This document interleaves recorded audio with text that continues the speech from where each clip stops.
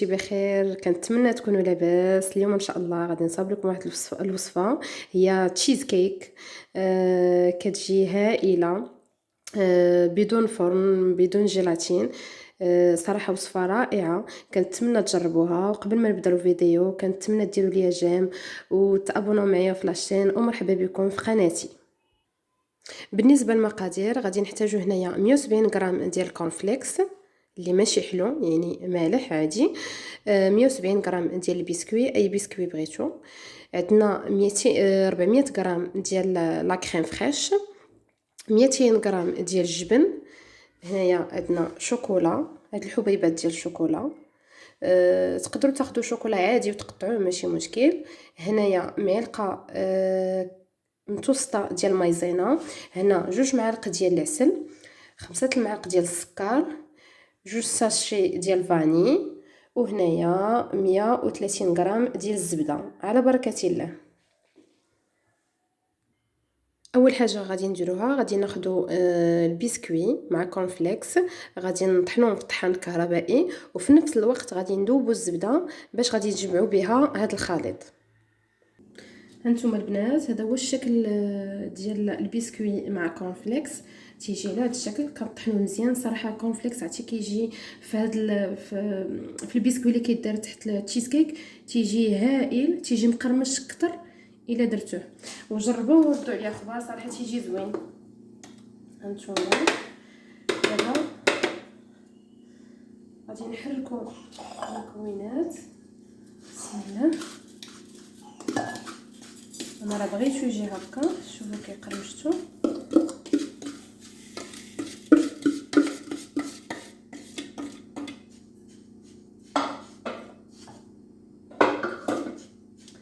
دابا غادي نزيدو عليه الزبده. بسم الله.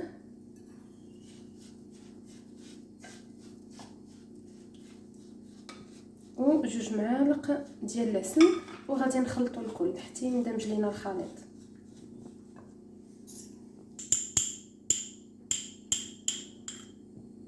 بالنسبه للزبده تقدروا ديروا الزبده ديال البواطه، ولكن احسن حاجه هو الزبده ديال لابار، كتعطي واحد الريحه زوينه هذا البسكوي هذا.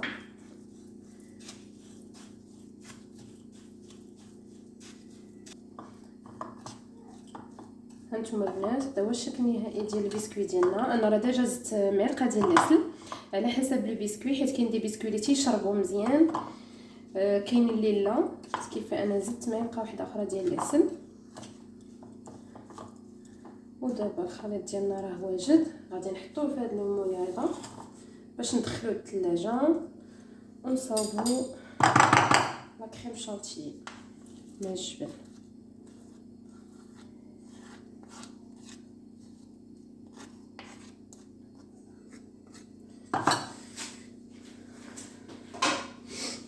بسم الله.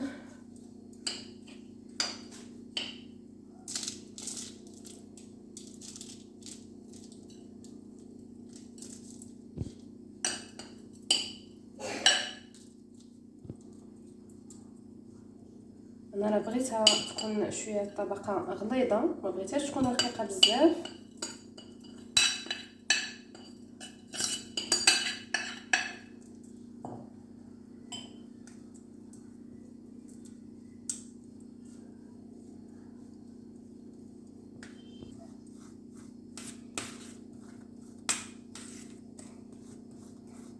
كنوركو عليه مزيان في الجناب، خاصو يكون متساوي.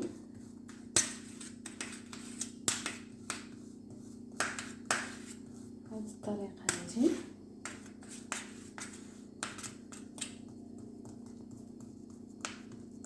سورتو الجناب باش ما يبقاوش خاويين.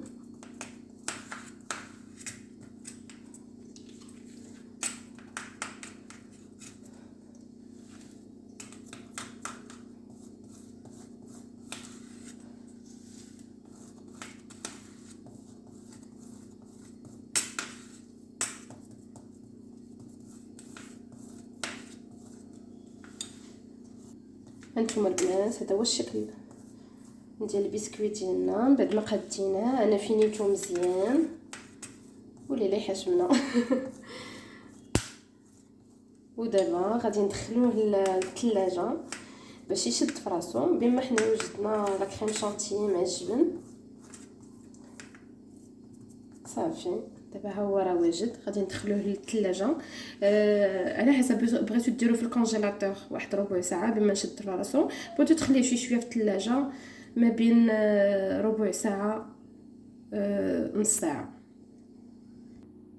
دابا غادي نقربوا لا كريم فريش باش يولي لنا كريم شانتيي، وغادي نزيدوا عليه الجبن. اول حاجه قبل ما نطربوا لا كريم فريش خاص يكون عندنا هنايا شتيها هو هذا راه يعني بارد، وحتى هادو ديال الطراب خاصهم يكونوا باردين باش يصدق لينا الكريم شانتيي. سينو الا كان شي واحد وحتى هما راه كانوا ديجا في الثلاجه، الا كان شي حاجه سخونه ما كيصدقش. هنايا على بركه الله. هنايا غادي كما قلت لكم هنايا عندي 400 غرام ديال لا كريم فريش.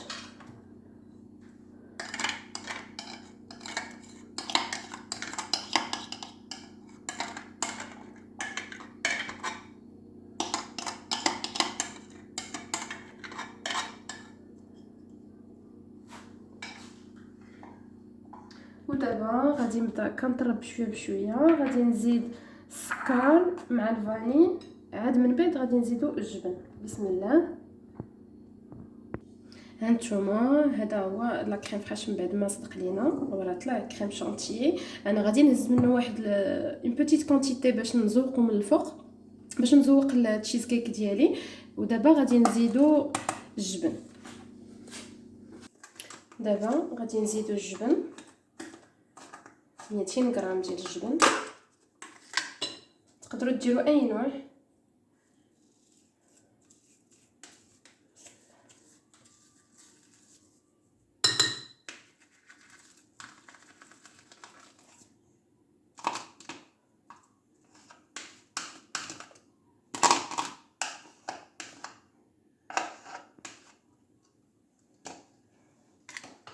ودابا غادي نطربو.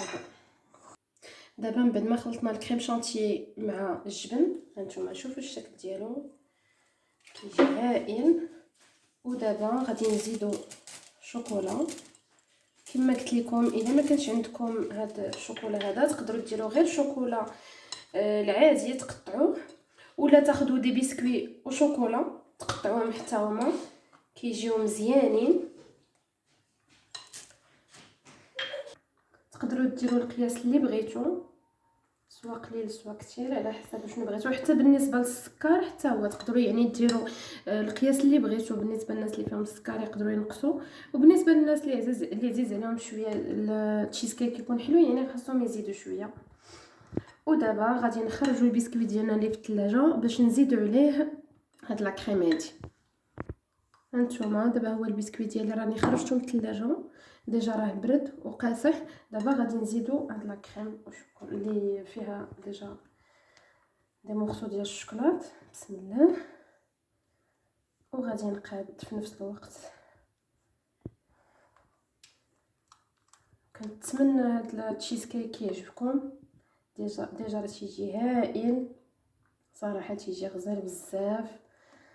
تقدروا ديروه في لانيفرسير، تقدروا ديروه يعني في لافان داني.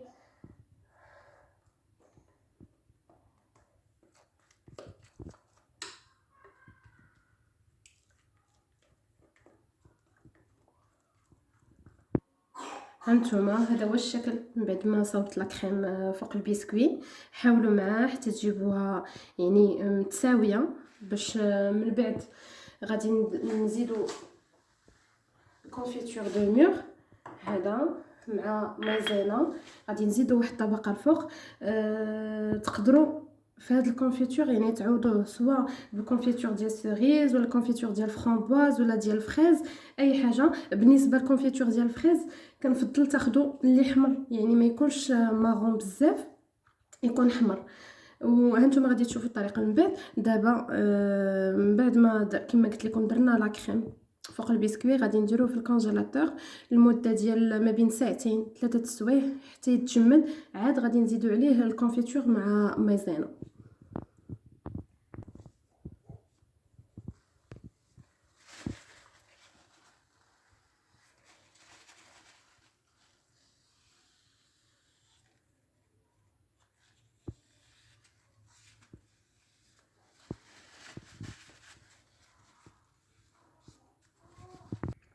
من بعد ما دخلنا التشيز كيك ديالنا للثلاجه، دابا غادي نوجدوا الطبقه الاخرانيه هي اللي قلت لكم غادي نصاوبوا بالكونفيتور.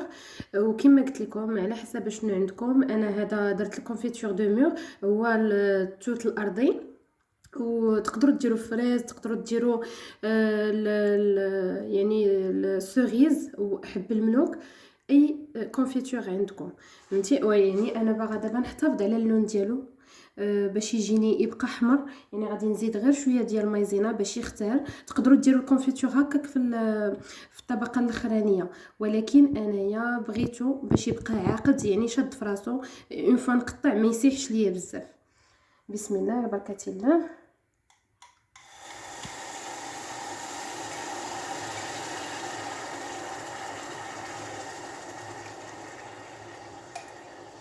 تقريبا انايا هنايا درت واحد 150 غرام ديال هاد الكونفيتور. غادي نزيد عليه تقريبا هانتوما 2 حتى 3 المعالق ديال الماء.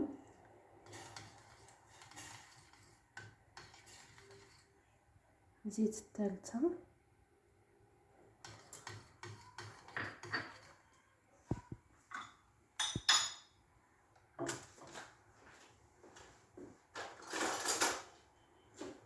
ودابا غادي نزيد، انا راه عندي معلقه ونص ديال مايزينا، وغادي نبقى كنحرك. وانتم غادي تلاحظوا يعني اللون كيبقى مزيان ديال هذا الكونفيتور هذا. المهم عندي هو لا برد هو يعقد. هانتوما بعد ما وجدنا الكونفيتور ديالنا، بعد ما درنا ليه مازينا، هانتوما كي كتشوفوا يعني ثقيل بزاف وباقي، يعني فاش غادي يبرد راه غادي يجمد مزيان.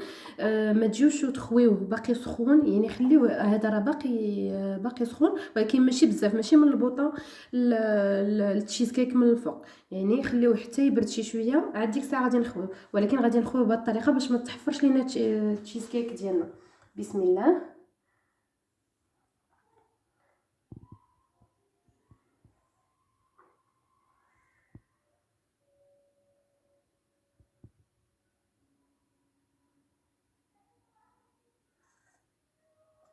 بهذه الطريقه هذه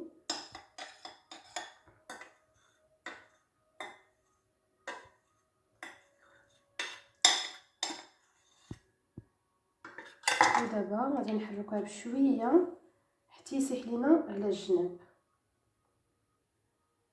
نتوما بهذه الطريقه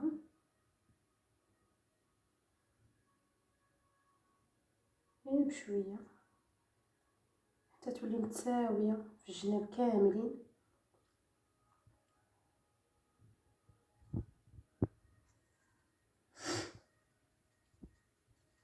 هانتوما شفتوا اللون اللي قلت لكم، يعني هذا هو اللون اللي انا باغا، يعني يبقى احمر. هانتوما شفتوا هذا هو الشكل اللي بغيت. ودابا غادي نرجعوها غير شي شويه للكونجيلاتور، راه بدغيا غادي تجمد وغادي تشوفوا الشكل النهائي. هانتوما البنات هذا هو الشكل النهائي ديال التشيز كيك ديالي. صراحه تيجي هائل، كنتمنى تجربوه، والمذاق ما نقول لكمش. وكنتمنى الفيديو ديال اليوم ينال الاعجاب ديالكم، ومرحبا بكم في قناتي مره واحده اخرى.